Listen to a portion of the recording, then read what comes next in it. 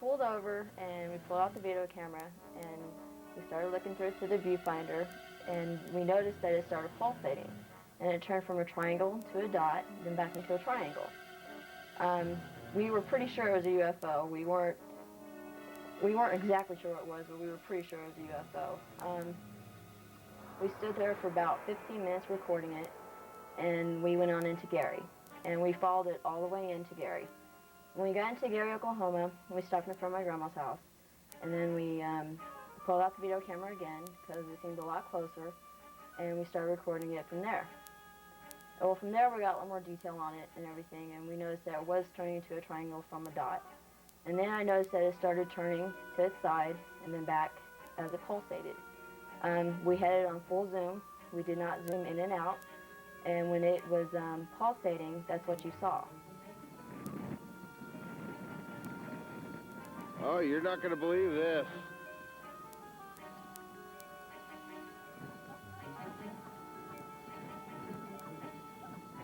None of us was really sure what it was at first. We were pretty sure it wasn't anything like an airplane or anything else like that, because I've never seen a weather balloon, an airplane, or any other kind of object go from a dot into a triangle, move around how this thing was moving around. I've never noticed anything like this before. I'm not turning this. Something's turning up there. I'm serious. It's a heart attack. I'm serious. Come here and look at this, Shan.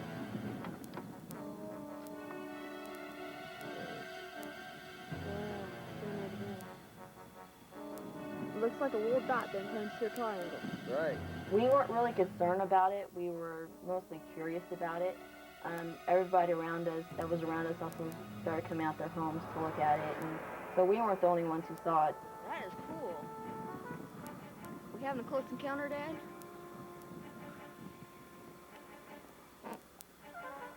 I don't know what the hell it is. I really don't believe it was a natural phenomenon. I'm not sure if it was military-based or if it was from outer space or where it was from, but in my heart and in my mind, I know what I saw. I do believe it was a UFO. It reflects off the sun anymore. It has its own light.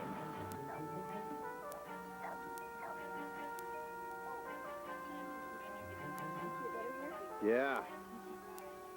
It's a perfect triangle. Come here, Debbie. Come and look at this. It's turning around and everything. Something's going on there. Well, then you hit the button on it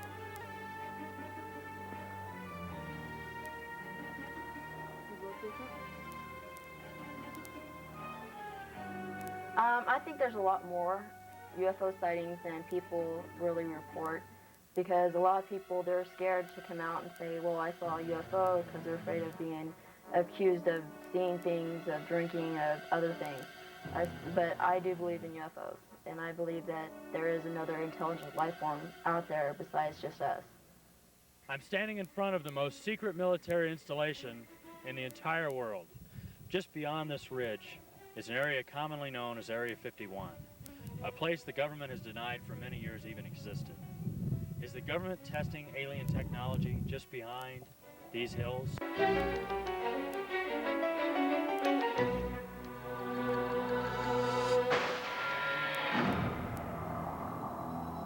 To those who may cross over, deadly force is authorized.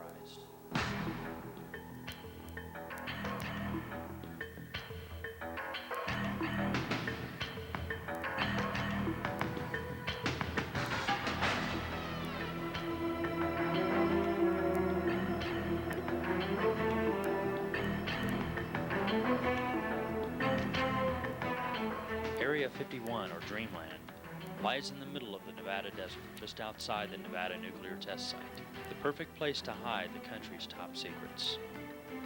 But are they hiding more from possible enemies, or more from the American public? The boundary of Area 51 is always under the watchful eyes of the infamous unmarked white Broncos, manned by men wearing only camouflage with no markings. They do not like being noticed.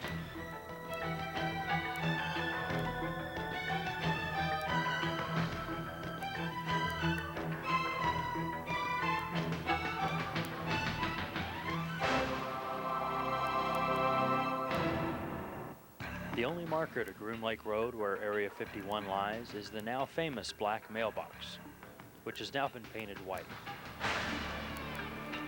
Just off Nevada State Highway 375, near mile marker number 29, Groom Lake Road has no sign or markings of any kind. What goes on out here in the Nevada desert? Witnesses say that the government has, for many years, had several flying discs, not from this world, and that the U.S. government is testing alien technology. One project said to be using alien technology, the Aurora.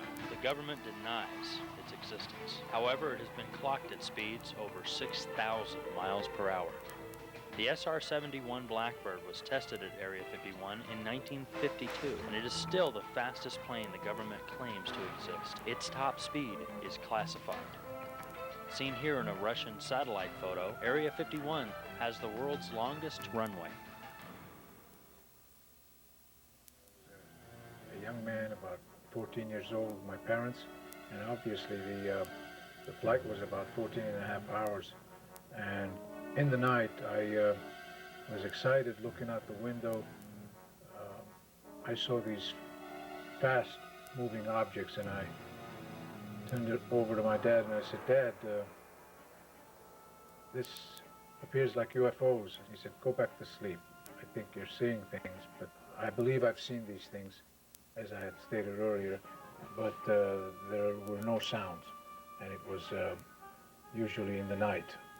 I believe they're from outer space. I believe the government perhaps has some more information, or perhaps doesn't have any information. But I'm not sure how to translate what the government knows or doesn't know. Either way, there's some kind of a silence on this issue. And I can't quite figure out what it is, why they would want to keep it quiet. If they do have some facts and figures, then they should introduce to the public and let the public be aware and educate the public. They talk about the education so much, so why don't they educate if they know? Well, it's true that, you know, when I wanted to talk about it, I had gotten phone calls from some of the neighbors saying, "Don't talk about this," and it's not a very healthy issue for you to talk about, because there are federal government agents who think you're a lunatic. Perhaps, I'm not sure. I believe in my heart that the UFOs do exist. I'm standing in Rachel, Nevada, the town closest to Area 51. The state of Nevada has named this highway the Extraterrestrial Highway.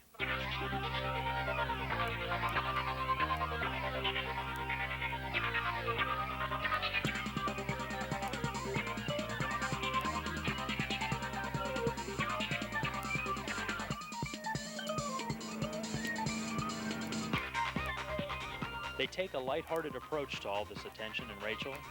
After all, it has become one of their main sources of income.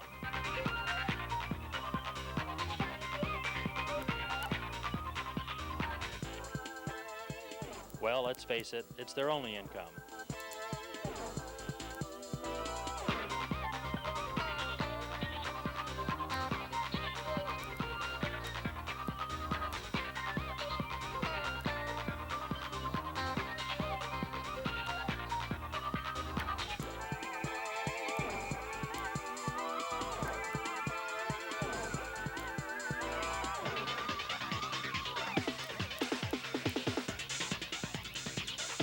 They even have their own motel for those who would like to stay the night.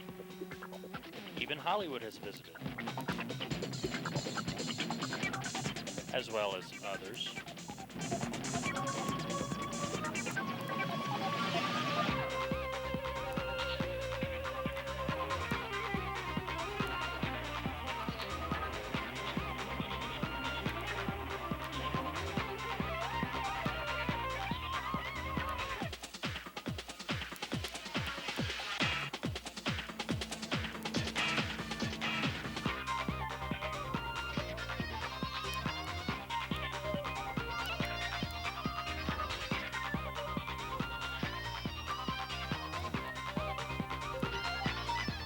can buy anything in Rachel, as long as it's alien.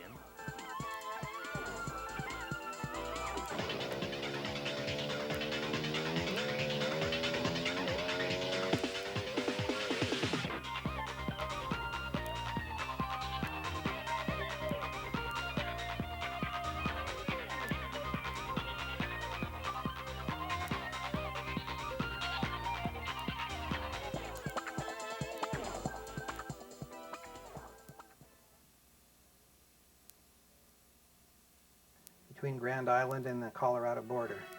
And I was working in a little club and took my intermission.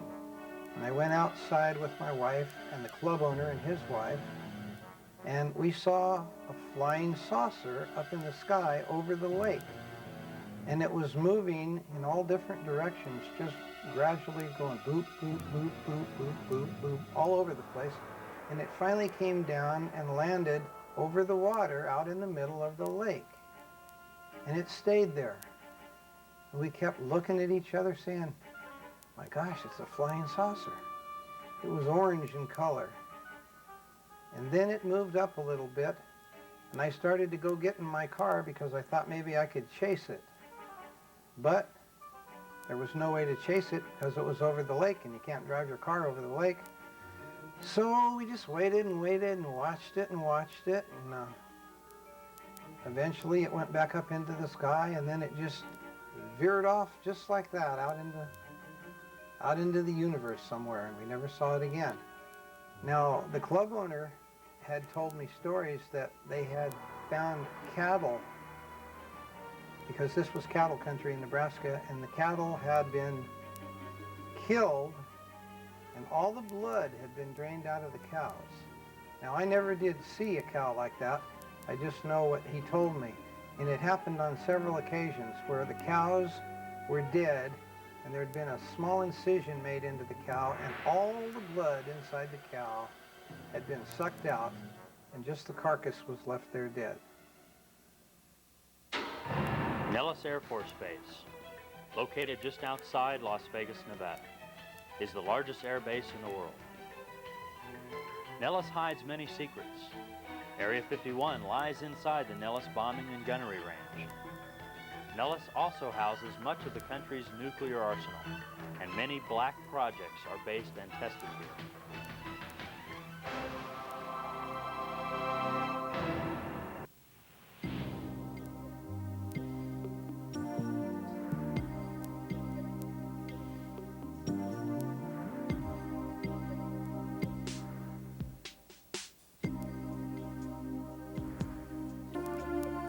We must consider, when seeing an aircraft as advanced as the B-2 stealth bomber, that technology was in development as far back as World War II.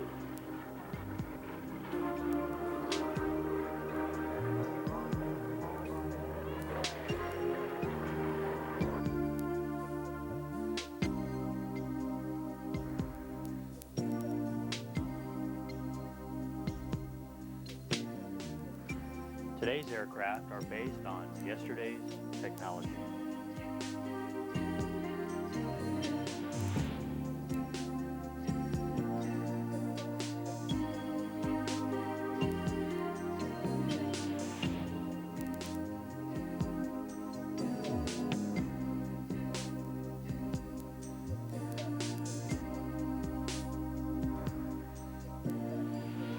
Even the newest prototype aircraft were in development in the late 60s and early 1970s. Planes such as the A-10 seen here were in service and flying long before the public was aware of its existence.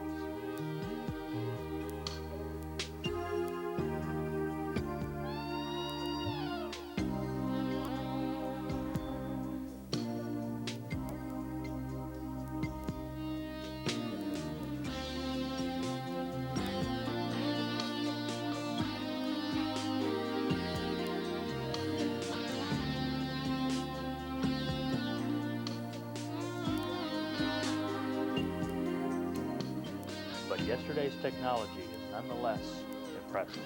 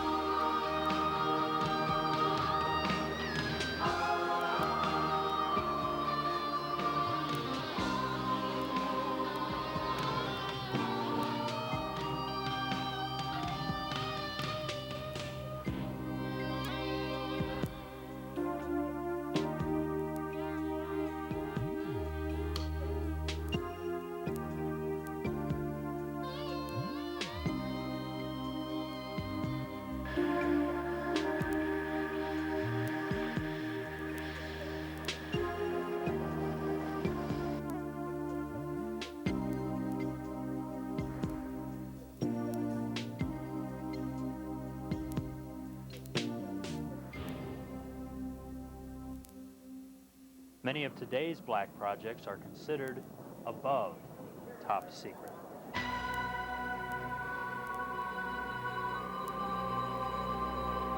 One of these black projects back in the 60s was the B-2 Stealth and the F-117A Fighter Stealth. And only now, after many years of service, is the public made aware.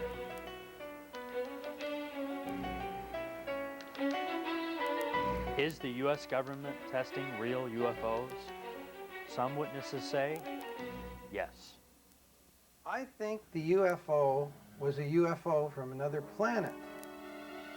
I spoke to a lot of people about it, and I reported it to the federal government, and I did a television show in Ohio where I talked all about it, and it was kind of a talk show, and it was pretty interesting, I guess.